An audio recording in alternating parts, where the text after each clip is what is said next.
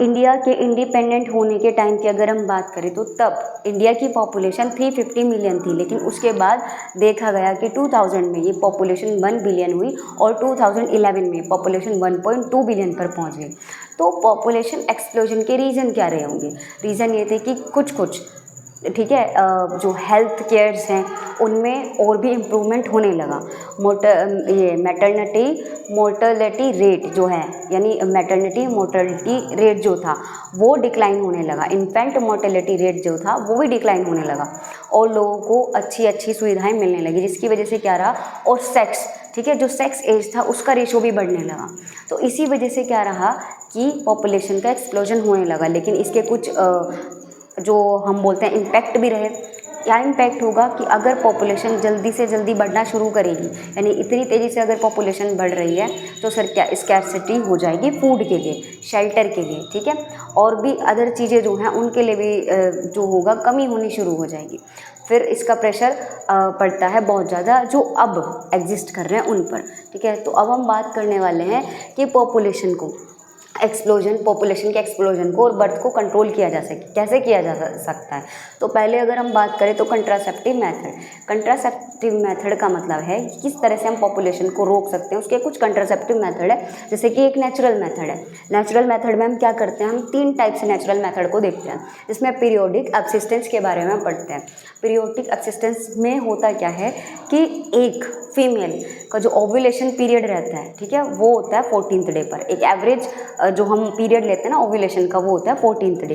तो 10 से menstruation cycle के 10 से 17 डे तक अगर हम क्या करें, कॉइटिस को यानी इंटरकोर्स से, ठीक है, उसको क्या करना चाहिए, प्रिवेंट करना चाहिए इंटरकोर्स को। तो अगर ऐसा किया जा सके तो नेचुरली मेथड के थ्रू भी क्या रोका जा सकता है कि कंसीव करने से रोका जा सकता है। तो ये एक नेचुरल टाइप का कंट्रासेप्टिव मेथड है। दूसरा कैसा मेथड है, कॉइटस इंटरप्टस, ठीक है। इसमें क्या होता है कि जैसे ही इंसेमिनेशन से पहले ही विड्रॉल कर लेना चाहिए पेनिस को, ठीक है, वजाइना से। थर्ड जो है लैक्टेशनल एमनीरिया। इसमें होता क्या है कि जब तक एक मदर ब्रेस्ट फीडिंग कराती है अपने बेबी को, 6 मंथ तक ये क्या होता है, सिक्योर होता है, ठीक है। 6 मंथ तक जब एक मदर अपने बेबी को फीडिंग करा रही होती है तो उस टाइम तक ओव्यूलेशन नहीं होता, जिसके थ्रू क्या होता है कि एक नेचुरल मेथड है कि एक जो फीमेल है वो कंसीव नहीं कर पाएगी, ठीक है। उसके बाद आते हैं बैरियर, कुछ फिजिकल बैरियर के बारे में बात हो रही है, जैसे ये कॉन्डम्स को ले लीजिए। इसमें क्या होता है, ये मेल और फीमेल दोनों के लिए यूज़ किया जाता है, ठीक है। अपने जेनिटल पोर्शन को इनके ये जो हमारे बैरियर्स हैं, फिजिकल बैरियर है, इनसे कवर कर लेने पर क्या होता है कि प्रिवेंट किया जा सकता है कंसीव करने से, ठीक है, यानी कंसीव करने से रोकेंगे, ठीक है। डायफ्रेगम होता है, सर्वाइकल कैप होती है, ये फीमेल के लिए यूज़ करी जाती है, और वोल्स होते हैं, ये फीमेल क्या करती है सर्वाइकल पोर्शन पर खुद से यूज़ कर सकती है। और इनके बेनिफिट क्या है कि ये इससे प्राइवेसी भी मिलती है। दूसरा, ये इजीली अवेलेबल हो जाते हैं और रीयूजेबल भी होते हैं, ठीक है, और थोड़े लो कॉस्ट होते हैं। इंट्रायूटेराइन डिवाइस में क्या होता है, ये फीमेल्स के लिए होता है, नॉन मेडिकेटेड होती हैं और कुछ होती हैं जैसे कि नॉन मेडिकेटेड में क्या होगा, इसमें लीप्स लूप्स के बारे में हम बात करते हैं। इसमें कौन होता है, लीप लूप के बारे में। ये क्या करता है, स्पर्म को, उसकी फर्टिलिटी को कम कर देता है, ठीक है, क्या करेगा, फर्टिलिटी को कम करेगा। कॉपर रिलीजिंग इंट्रायूटेराइन डिवाइस जिसको हम बोलते हैं, इसमें क्या होता है कि ये क्या करती है, कॉपर का रिलीज करेगी जो स्पर्म की मोटिलिटी को ख़त्म करेगा और कंसीव करने से रोकेगा।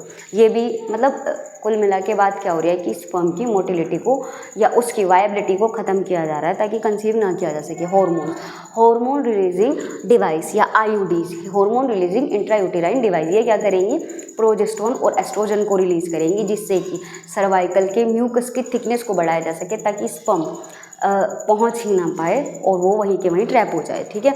ओरल कंट्रासेप्टिव पिल में कुछ ऐसे पिल्स को यूज़ किया जाता है फीमेल्स के थ्रू, ठीक है, कि जब उसको कंसीव नहीं करना हो तो इसमें कंट्रासेप्टिव पिल्स का यूज़ किया जाता है, जिसमें कि एक नॉन स्टेरॉइड कंट्रासेप्टिव पिल जिसको सहेली, ठीक है, इंडिया में ही इसको डेवलप करा गया, इसको बनाया गया, जो CDRI में, सेंट्रल ड्रग रिसर्च इंस्टीट्यूट में, जो कि लखनऊ में है, एक नॉन स्टेरॉइड पिल को डेवलप किया गया था जिसका नाम सहेली है, ठीक है, फीमेल यूज़ करती हैं।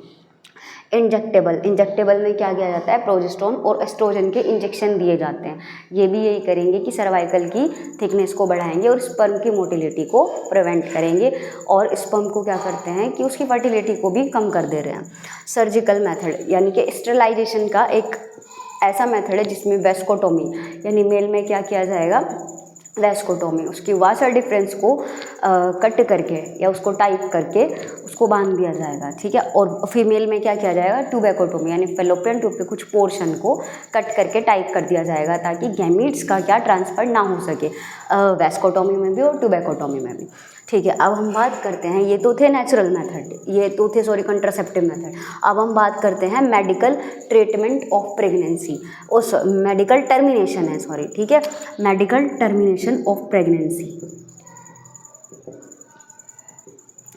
Medical termination of pregnancy. इसमें क्या किया जाता है कि ये बहुत ही ऐसे केस में जब मदर को ऐसा होता है कि उसकी हेल्थ को खतरा हो सकता है, ठीक है, या जब कोई अनवांटेड प्रेगनेंसी हो जाती है, तो इसमें क्या किया जाता है, मेडिकल टर्मिनेशन डॉक्टर्स के थ्रू करवाया जाता है। ये कई जगह कहीं कंट्री में क्या होता है, इलीगल इसको मानते हैं, क्योंकि कुछ पर्सन क्या करते हैं, एक प्रोसेस है जिसका नाम है अमीनोसेंटेसिस। इस प्रोसेस के थ्रू क्या करवाते हैं कि बेबी जो है उसका सेक्स को डिटरमाइन करने के बाद कि वो फीमेल है या मेल है, उसको पता लगने के बाद मेडिकल टर्मिनेशन करवा दिया जाता है। बट ये इलीगल है, क्योंकि अगर फीमेल चाइल्ड होती है तो मोस्टली क्या करते हैं कि उस बेबी को अबॉर्ट करवा देते हैं। तो कुछ जगह पर ये इलीगल है, लेकिन ऐसे रेयर केस जहाँ पर कि जैसे सेक्शुअल अब्यूज़ हो, ठीक है, क्रिमिनल केसेस में, या फिर जहाँ फीमेल की हेल्थ को खतरा हो सकता है या डेंजर में है, तो वहाँ पर मेडिकल टर्मिनेशन ऑफ प्रेगनेंसी की परमिशन दे दी जाती है, बहुत ही रेयर केस में। अमीनोसेंटेसिस एक ऐसा कह लीजिए प्रोसेस है जिसमें कि एमनियोटिक फ्लूइड को लिया जाता है और उसमें बच्चे के जेनेटिक डिजीज़ के बारे में पता लगाया जा सकता है पहले ही, जब वो वोम में हो, ठीक है।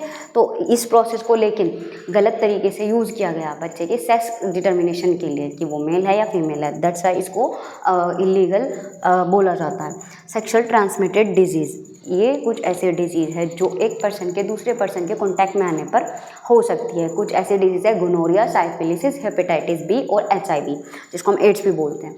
ये ज़रूरी नहीं है कि पर्सन के पर्सन कांटेक्ट में आए तभी हो, ये ब्लड ट्रांसफ्यूजन के थ्रू भी हो सकती है, जब ब्लड किसी को दिया जाता है, डोनेट किया जाता है, ठीक है। ऑर्गन ट्रांसप्लांट के थ्रू भी हो सकती है, मदर से फीटस में भी जा सकती है, और हो सकता है कि जब आपको सिरिंज लगाई जाती है, इंजेक्शन लगाए दिए जाते हैं, तो कभी कभी ये उनकी वजह से भी हो सकती है। तो इनके कुछ सिम्टम्स भी है, जैसे जेनाइटल पोर्शन में स्वेलिंग हो जाना, रैशेज हो जाना, ठीक है, पेन होना, ये सब क्या है, सिम्टम्स हैं। तो इनसे बचा कैसे जा सकता है, इनके प्रिवेंशन क्या है, क्योर क्या है कि एक से ज़्यादा पार्टनर के साथ इंटरकोर्स ना किया जाए, ठीक है, उससे बचना चाहिए। एक से ज़्यादा पार्टनर के फिजिकल कांटेक्ट में नहीं आना चाहिए।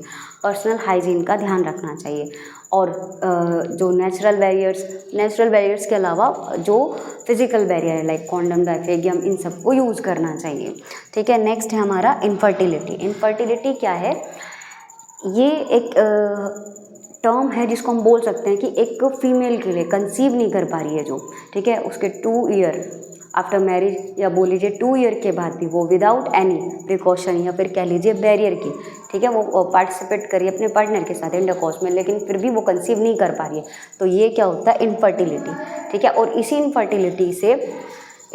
फर्टिलिटी को यानी कि इससे बचने के लिए, या जो चाहते हैं कि कंसीव कर पाएँ, उनके लिए कुछ मेथड यहाँ पर या टेक्नोलॉजी के थ्रू डेवलप किए गए हैं, जैसे असिस्टेड रिप्रोडक्टिव टेक्नोलॉजी, ART जिसको बोलते हैं। इसके अंदर बहुत सारे मेथड आते हैं।